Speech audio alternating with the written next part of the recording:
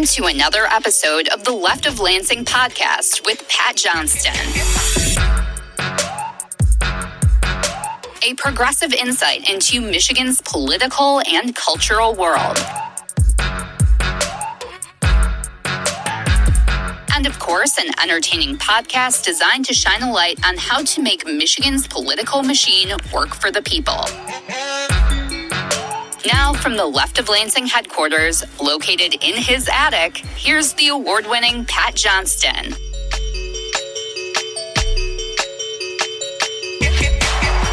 Oh, yeah. Welcome to another edition of Michigan's premier progressive podcast. I am Pat Johnston. Follow me on Twitter, Facebook, and the Gram. And don't forget to subscribe to us on the YouTube. That's at Left of Lansing. And please subscribe to us wherever you get your podcasts. Now, we are entering the final weekend of September. And I have to tell you, it is quite surreal to watch these Detroit Tigers playing meaningful and exciting baseball here this time of the year. It is unreal. And also, as we're about to enter the month of October, that means we have to get ready for some surreal, crazy stuff to happen like this. If I were the president, I would inform the threatening country, in this case Iran, that if you do anything to harm this person, we are going to blow your largest cities and the country itself to smithereens. We're going to blow it to smithereens. You can't do that.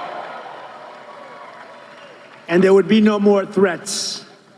There would be no more threats. Just play that clip for the many people out there who try to claim that Trump is really an anti-war kind of a guy. I mean, he's anything but. And you know the sad part is that some leftists out there really believe that. I mean, we know MAGA believes it because they don't reside in the real world. But there are leftists out there who not only believe it, but also push that message to their followers. And that's why I never really classified myself as a leftist, because if they turn one more degree to the left, then they suddenly find themselves in MAGA land. I mean, that's how far left they are. Sometimes the far left and the far right will come together. The other day, I came across a show in which the hosts were supposedly from the left, and all they did, though, was criticized Kamala Harris and the Democrats endlessly, to the point that it was like there was zero threat from a right-wing Christian nationalist MAGA Republican Party led by dear leader Trump. I mean, look, I am a progressive, and being a progressive means that we not only see reality by fighting for working-class Americans, but it means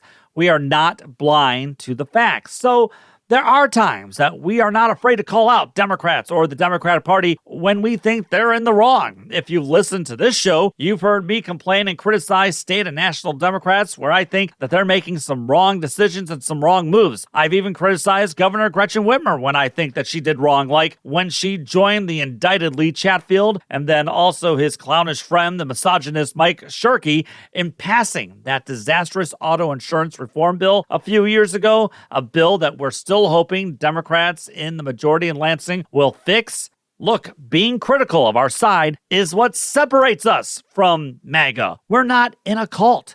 We know people aren't perfect, and especially politicians and corporate giants, so we are going to call them out when we think that they are doing wrong. We stick by our principles.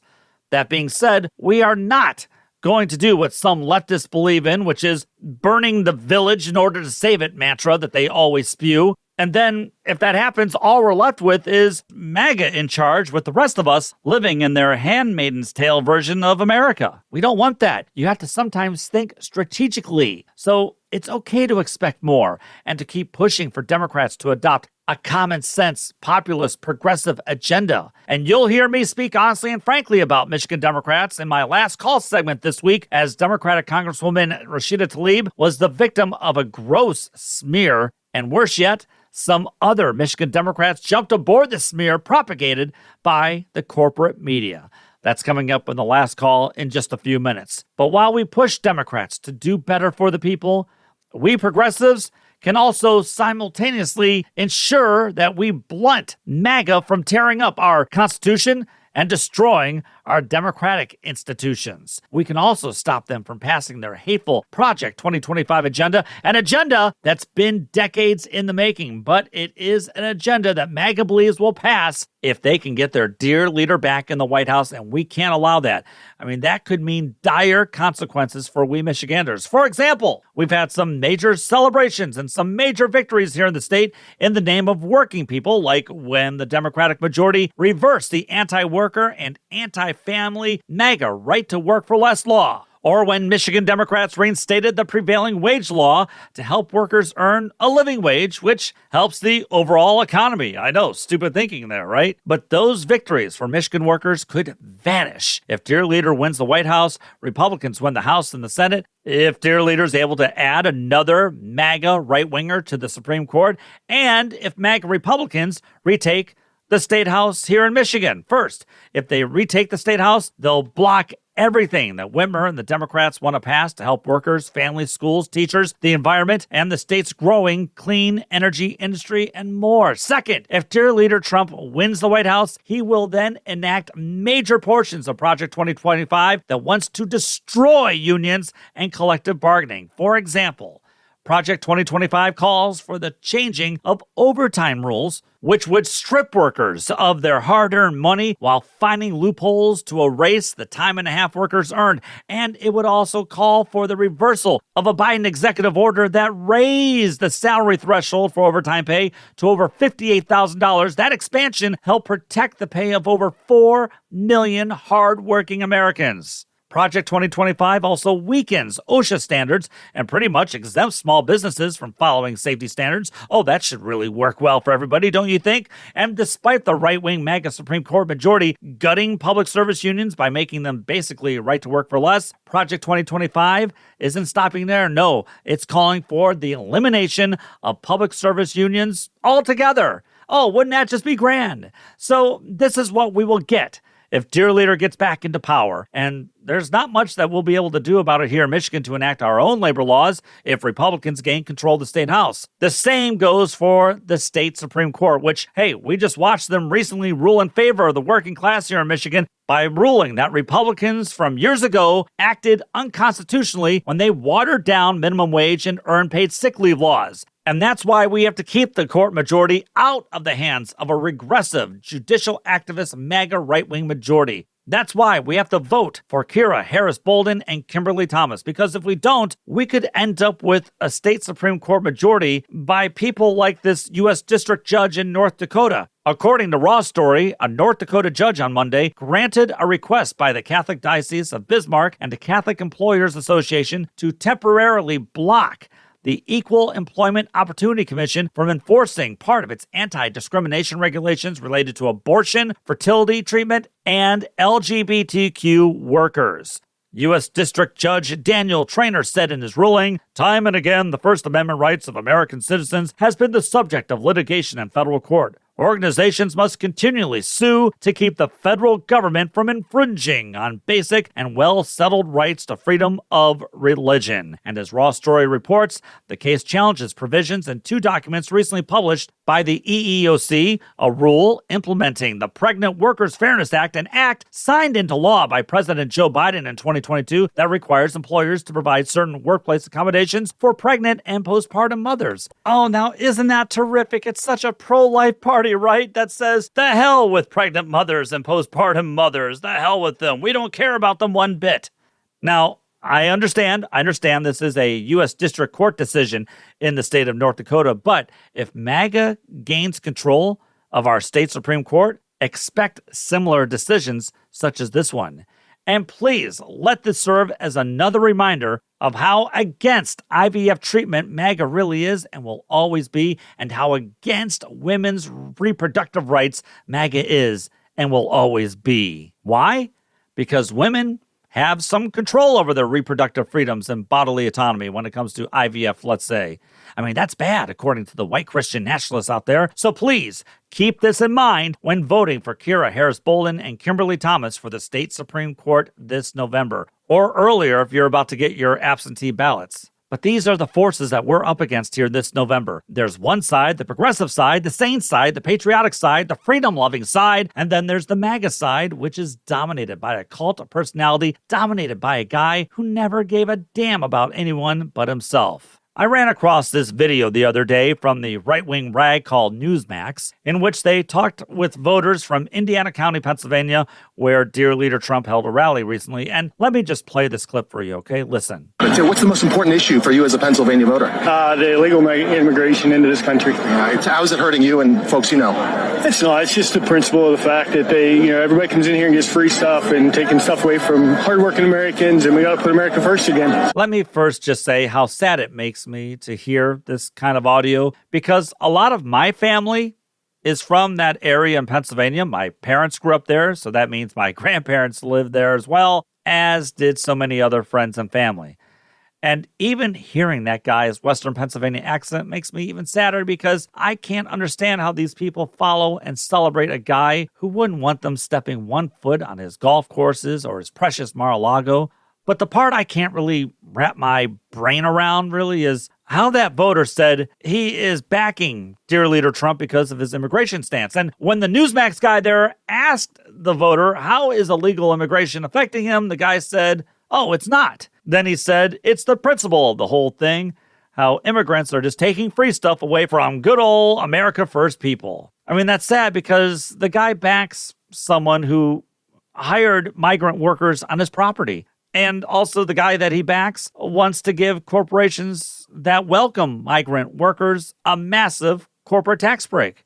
It's sad because he's voting for something that doesn't affect him, while he votes for something that could harm other people just trying to make a better life for themselves here. Livingston County progressive activist and friend of the podcast, Casey Helton, was challenged recently by a MAGA dude bro on Twitter who asked her, and I'm quoting here, serious question. How many illegal criminal aliens is enough? How many people should be allowed to walk across the border or flown into a town near you? Do you understand what laws are for and what is needed to maintain a country? How many McDonald's and fruit-picking jobs are there for people that can't speak our language, have nowhere to live, can't drive legally, and have no money? How many? And then Casey responded in the awesome way that she only can. Serious question. How many Americans eat vegetables at McDonald's, really? I mean, really? I mean, she's right there. All of these MAGA cultists proclaim that they want to send all the immigrants, aka brown and black people, back to where they came from while they enjoy the fruits of their labor, working in farm fields, cleaning hotel rooms, and working at places these people would never dream of working. And then I added my 2 cents by tweeting, if MAGA were truly sincere in protecting the border, they'd support heavy fines for those employers hiring migrant workers. But they won't. And then once food costs start rising, since companies can no longer exploit migrant workers, these same people will once again blame immigrants. I mean, look, I could be wrong, but I don't see many of these MAGA folks out there in the farm fields picking fruits and veggies. I just don't. Now, this whole discussion started because Casey highlighted how the MAGA Livingston County Board of Commissioners just passed a resolution saying the county sheriff's office will begin documenting its interactions with undocumented immigrants regardless of the nature of the contact. As the Livingston Post reports about this resolution, it says, whereas citizens continue to express concerns about illegal immigration and its associated increase in crime, and whereas ignoring these concerns, border czar Kamala Harris has permitted millions of illegal immigrants to cross our borders, and whereas, though largely denied and underreported by major media organizations, these illegal immigrants have contributed to an increase in crime. As the story notes, I mean, that is all a lie. I mean, it is. It's a lie to say that immigrants are causing higher numbers of crime. As the story notes, an investigation from the Marshall Project found no link between undocumented immigration and increased crime, while a study published by Oxford Economic Papers found that undocumented immigrants were 33% less likely to be institutionalized than U.S. natives. Interesting. And then last spring, Michigan Advance had a story showing the positive impacts that immigrants have here in the state of Michigan alone. It said in the story, and I quote, in terms of putting money into Michigan's economy, immigrants made up nearly 9% of the state's spending power in 2022, totaling a collective $23.1 billion. The new Michiganders also can help with gaps in the labor force. According to the report, immigrants make up 8.4% of the employed labor force, which exceeds their share of the population. The report estimates that immigrants are 24% more likely to be of working age than their U.S.-born counterparts, indicating the population influx can help address shortages in labor across industries. I mean, we're always talking about a labor shortage or how Michigan is suffering from a brain drain or population drain. Well, this is one way to fix it. But don't worry, you've got some real brilliant minds there in Livingston County saying, no, let's make their lives tougher. Let's hopefully drive them out. My God, I mean, really, this is what we're dealing with. But this is who the MAGA cult want their dear leader Trump to throw out of this country. Why? Because he plays on their irrational fears and he plays on some of his supporters' worst racist fears. Oh, and of course, Livingston County MAGA Sheriff Mike Murphy is all about this resolution to rough up immigrants in this county. I'm sorry, to document interactions with immigrants. This is the same Sheriff Mike Murphy that I talked about with Michigan Advance's John King a few weeks ago, as Murphy used the police office there to hold a Dear Leader campaign event. And since then, Sheriff Murphy's got himself in a little bit of hot water for allowing his office to be used for a campaign stunt. And he's also in hot water because that little stunt ended up costing Livingston County taxpayers some $40,000. A mighty fine day's work there indeed, Sheriff Murphy. These guys have nothing to offer to enrich and improve the lives of their fellow neighbors or of anybody here in the state. And that's the complete opposite of what Michigan Democrats have done here in the state with their majority. For instance, Democratic State House Representative and friend of the show, Ranjiv Puri, celebrated the fact that Governor Whitmer signed his bill into law, granting homeowners the right to put solar panels and EV chargers on their property. Here's what Representative Puri posted on Twitter, and I quote, "A homeowners association would not be able to prevent the ability of a homeowner to make energy-saving modifications and improvements on their home. This would mean no more all-out prohibitions on things such as rooftop solar panels or EV chargers, amongst other energy-saving improvements.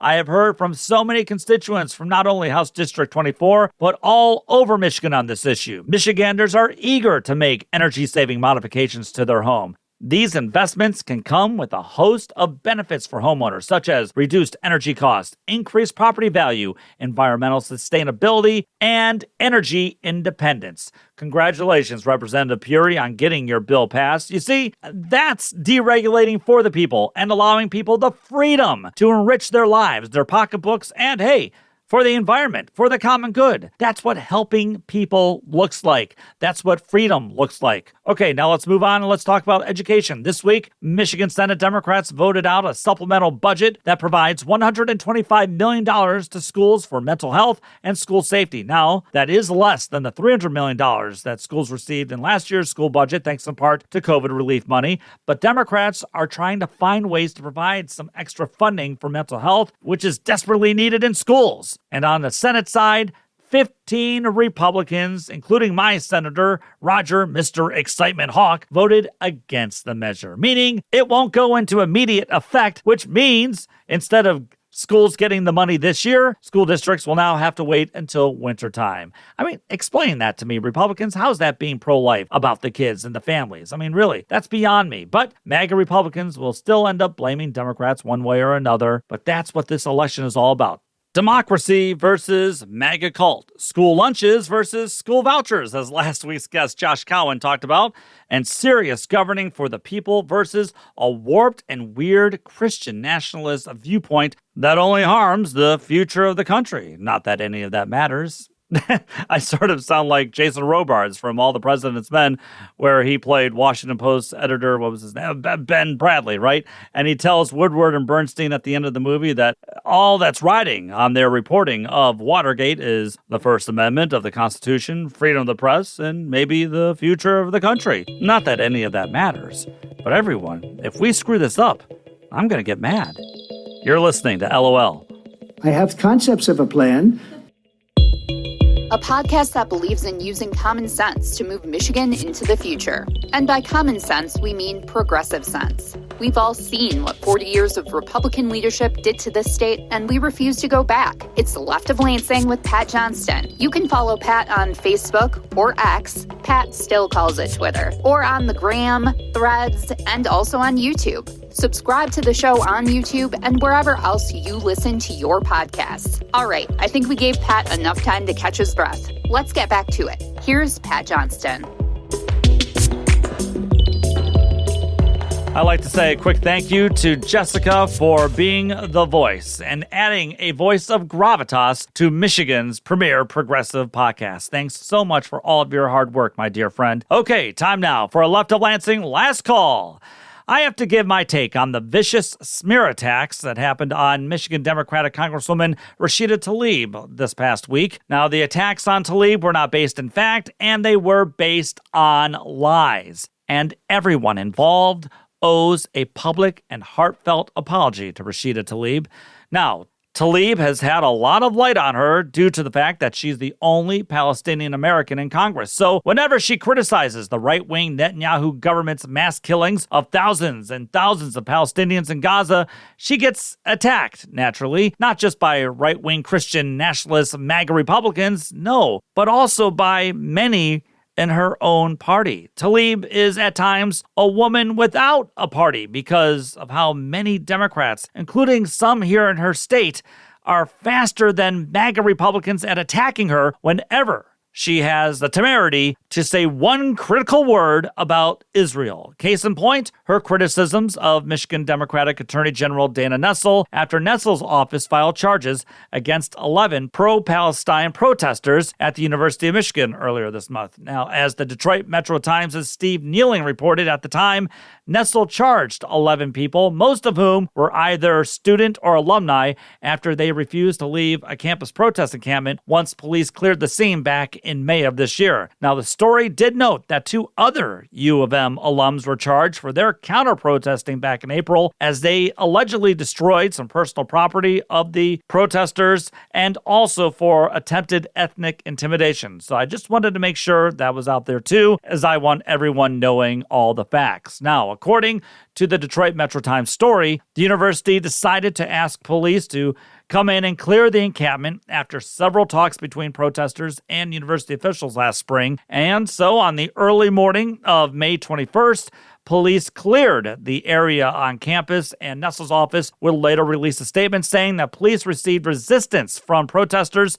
Some threw objects at police, and others tried to obstruct them. Not all the protesters, of course, but some of them. Now, protesters, meanwhile, accused the police of using excessive force and ratcheting up the situation. Anyway, Attorney General Nessel would go on to say, and I'm quoting here, "There were dozens of demonstrators in this encampment that morning who promptly obeyed the officers on the scene and dispersed.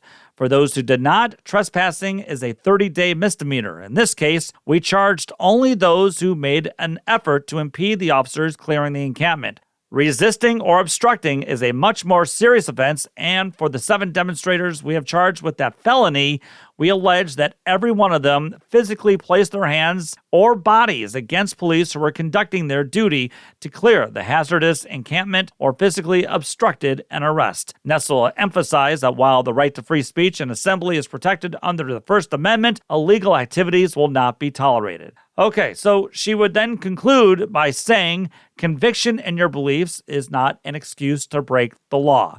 Now, it should be noted that on the local level, Washtenaw County Prosecutor Eli Savitt brought charges against 4 people for allegedly resisting, obstructing, and assaulting police during a protest last November, but no other charges have been filed on the county level ever since. So the local county prosecutor is not going after these protesters as hard as Dana Nessel is doing. Okay, after Nessel announced the charges a couple of weeks ago, Congresswoman Tlaib took to Twitter and posted the following, so I'm quoting here. "The AG failed to deliver justice for the victims of the Flint water crisis, but has time to bring frivolous charges that only serve to silence those speaking out against a genocidal apartheid regime. This shameful attack on students' rights will fail. Follow the Constitution." Now, look, we can have a discussion and debate on the failure to bring those responsible for the Flint water crisis to justice for the thousands and thousands of people and the children who were wronged in that crisis. And maybe you don't blame Dana Nessel for that failure. Maybe it also pointed to a systemic failure of how difficult it is to hold powerful people accountable for their actions. Or maybe you do blame Nessel's office altogether. But Rashida Tlaib was simply pointing out how the rich and powerful keep walking between the raindrops, while those without that kind of privilege do not. And you should have read the responses to her tweet. I mean, wow. It was sad to read such hate-filled responses, many of which from pro-Netanyahu people who just love the idea of the United States paying for Israel's weapons of war of destruction. Now, this whole episode took a different turn this week or so when Rashida Tlaib spoke with the aforementioned Steve Kneeling of the Detroit Metro Times. In an interview with the Times, Tlaib described the U of M protest as inclusive, diverse, and very loving. She also wished University President Santa Ono would have seen the protest and see his students as people simply wanting to save lives. I'm going to read verbatim how the story reads for the next paragraph or two, okay? So I just want to give you the context. So here it is. Steve Kneeling writes, Tlaib also criticized Nessel for what she believes is a biased approach to the protest. We've had the right to dissent, the right to protest, Tlaib says. We've done it for climate, the immigrant rights movement, for Black lives, and even around issues of injustice among water shutoffs. But it seems that the Attorney General decided if the issue was Palestine, she was going to treat it differently. And that alone speaks volumes about the possible biases within the agency she runs. Now, reporter Steve Kneeling then writes, Nessel is the first Jewish person to be elected Attorney General of Michigan. Now, it's that part of the story the national press ran with to direct all kinds of hate towards Rashida Tlaib. But before I get into that, let me just go down a few more paragraphs where Tlaib is quoted saying in the story, and I quote, I think people at the University of Michigan put pressure on her to do this, and she fell for it, Tlaib says. I think President Ono and the Board of Regent members were very much heavy-handed in this. It had to come from somewhere. And Steve Kneeling then writes, the Congresswoman lamented the long-term impact of the university's actions. In 10 years, the University of Michigan itself is going to teach about this movement and say how wonderful it was, or how it moved our country toward a direction that it needed to, following international law and human rights laws and our own U.S. laws, Tlaib says. Yet people are going to write about how the University of Michigan decided to prosecute, criminalize, and vilify their students when they just did everything that they were taught to do. So here's my question. In everything I just read to you, what did Rashida Tlaib say that was so outrageous and so anti-Semitic? I just read her quotes to you, along with the corresponding paragraphs or the sentences by Steve Kneeling. Where did Rashida Tlaib cross the line? I mean, hey, look, you can disagree with her criticisms and you can talk about it, fine. But how in the world did she supposedly say anything anti-Semitic? I ask that question because that's how the national corporate media ran with the story. For example, CNN's Dana Bash tweeted last Sunday, and I quote, a sad reality. Anti-Semitism is everywhere, and it comes from both ends of the political spectrum. We saw two examples of politicians sidestepping instead of calling it out on CNN's State of the Union. So Bash was referring to an interview that Michigan Governor Gretchen Whitmer gave on CNN last weekend, in which Bash's own co-worker, Jake Tapper, confronted the governor for not having anything to say about Rashida Tlaib claiming that Nessel only filed the charges because she's Jewish and that the protesters were not. Of course, that's not at all what the story said, but that's how CNN's Jake Tapper grossly characterized the story. Now, Whitmer took a, on the one hand this and on the other hand approach, but in all seriousness, in her response, it's obvious that Whitmer didn't want to get caught not showing empathy to either her Jewish American or Arab American voters. And Whitmer also said in the interview that she was not getting in the middle of Dana Nessel and Rashida Tlaib's fight. Sadly, Whitmer later released a statement saying it's anti-Semitic to say Dana Nessel only filed those charges against the protesters because she's Jewish. Again, that saddened me a bit since I thought Whitmer's original answer was good enough and All she and her people had to do was just read the Detroit Metro Times story. That's all they had to do. Because in response to Dana Bash's tweet, the story's author, Steve Nealing of the Detroit Metro Times, responded to her by saying what Dana Bash was tweeting was a lie and that Tlaib never claimed to say what CNN says she was saying. You heard the story. I read it for you, and I'll put a link to that story, along with other Steve Nealing's follow-up fact checks on the lie being pushed by CNN and others. Unfortunately, though, Dana Nessel picked up the lie and ran with it, tweeting, Rashida's religion should not be used in a cartoon to imply that she's a terrorist. It's Islamophobic and wrong, just as Rashida should not use my religion to imply I cannot perform my job fairly as Attorney General. It's anti-Semitic and it's wrong. Now, Dana Nessel was referring to a sickening cartoon by a Detroit News autocritic depicting Tlaib sitting at her desk with a blown-up beeper beside her, thinking aloud, and, you had the little thought cloud above her, and it said, "Odd, my pager just exploded." It was in reference to the Israeli attack that exploded pagers in Lebanon aimed at getting Hezbollah members. The cartoon suggested that Rashida Tlaib is part of a terror organization and not a member of Congress. It was despicable. It was gross. It was downright racist. Now, the cartoon appeared in the right-wing rag called National Review and was not part of the Detroit News. Still, not a good look for the Detroit News, which distanced itself from the cartoon. Okay, now back to Dana Nessel. Look, bottom line though, she got caught. Just as Dana Bash did, just as Jake Tapper did, just as the Anti-Defamation League CEO Jonathan Greenblatt did, who has since tweeted a tepid retraction to his earlier criticisms of Tlaib. And Detroit News columnist Ingrid Jacques is even caught. I mean, she just wrote a column for USA Today calling on Whitmer to condemn Rashida Tlaib even more, despite the fact Ingrid failed to accurately report that Rashida Tlaib did not say what Ingrid says Rashida Tlaib says. I mean, this is so maddening and so ridiculous. And it's just a way for those in the corporate press and for those who are in love with Netanyahu and his war atrocities and who can't wait until he sucks this country into an all-out war in the Middle East. It's just a way for everyone to pile on and pile on and pile on some more on the only Palestinian American in Congress. This lunatic in Israel is sucking this country into a fight in a region in which there's no winnable strategy. And this lunatic is doing all of this to avoid losing an election in his own country and then going to jail. And you know what?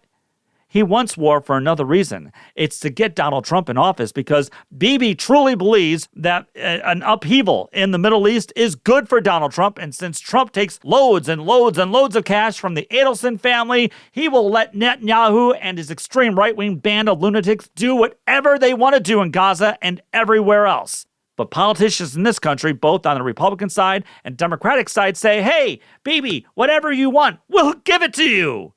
This is a systemic problem within our political system, and it's got to stop. We've got to stop giving money to Israel when it doesn't advance the cause of peace and when it's hurting this country's well-being, and we've got to stop calling anyone who opposes the right-wing zealot Netanyahu and his destructive war in Gaza as being anti-Semites. And we've definitely got to stop using blatant Islamophobia, and we have to call out Islamophobia more and more. I mean, it's sad because there is true anti-Semitism happening every single day, especially on dear leader Trump's side. I mean, hell, dear leader even dined with a white supremacist at his home in Florida. This has got to stop. The smearing of Rashida Tlaib happened because of something deeper and more sinister. Again, as Steve Nealing from the Detroit Metro Times wrote in his fact-checking piece, Tlaib never once mentioned Nessel's religion or Judaism, but Metro Times pointed out in his story that Nessel is Jewish, and that appears to be the spark that led to the false claims. It should also be noted that the ACLU of Michigan criticized Nessel for charging peaceful protesters at the University of Michigan. So is the ACLU of Michigan also anti-Semitic? Many people owe Rashida Tlaib an apology, especially those from her own party, which leads me to my final point. Cenk Uygur from the progressive show called The Young Turks reported on this story this week and then declared that Dana Nessel should be defeated in the next primary. Well, I'm not going there. I'm not. First of all, Nestle's in her second term as being the state's AG, so she can't run again, so it doesn't matter. Second, she's been a good attorney general for the state. She's been really good and is doing everything she can to facilitate, for instance, a shutdown of the Line 5 oil pipeline. And she's defending consumers by fighting against a proposed rate increase by DTE Energy and Consumers Energy, who, according to a new independent audit, has worse than average service interruptions, restoration delays, and tree trimming cycles compared to other utility companies. So Dana Nestle's been fighting on behalf of those who don't have a voice here in Michigan. Oh, and she's also been going after corruption within the MAGA Michigan Republican Party, too. Let's not forget that. Which is why I'm really hoping. I think this would be good for everybody, but I'm hoping that she and Rashida Tlaib have a meeting here real soon and hash this all out. I think it would be good for all of us on the side of democracy and freedom because, let's be honest, Dana Nestle and Rashida Tlaib probably agree on 95% of the issues. I mean, they both fight for social justice, gay rights, women's rights, worker rights, environmental justice, economic justice, and more and more and more. I mean, they have both suffered countless misogynistic attacks by the right wing. I mean, they are on the same side, and they both fight for all the people. But I also hope that this is a learning moment for all of those who attacked Rashida Tlaib. Make sure the corporate press is giving you all the of the facts before attacking and smearing someone. Actually, maybe that's a lesson for all of us. You're listening to the Left of Lansing podcast. The music you're hearing is by Wanderbeats. To hear the latest project, check out Space Leopard on your favorite streaming site. Now back to our favorite progressive voice in Michigan. It's Pat Johnston.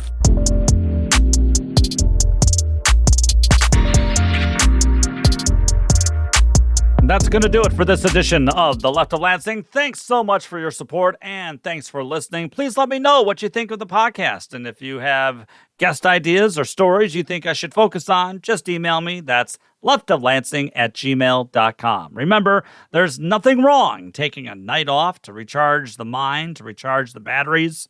For me, it's watching a little football on the weekends or chilling on the patio and listening to some awesome 90s music or just watching a show. For instance, we're currently watching Veep since we didn't watch it during its original run. And let me just say this, if you don't mind, Julia Louis-Dreyfus is an American treasure for sure. And maybe some of you will take a little break and watch the Lions on Monday Night Football. But after a little recharging, after a little R&R, we all have to get back into the real game because after this weekend, we've got about 5 weeks until Election Day. So the countdown is on. Oh, and coming up this Tuesday is the vice presidential debate, which I'm sure I will have lots to talk about. Until then, remember, take the battle to them. Thank you, Michigan. The Left of Lansing podcast was produced by Pat Johnston, written by Pat Johnston, researched by Pat Johnston, edited by Pat Johnston, and hosted by, yes, Pat Johnston. Technical assistance by Dr. Heather. And thanks to our good friend Kirsten for the awesome podcast logo. Remember to visit leftoflansing.com for more news and information. Thanks again for listening to the Left of Lansing podcast.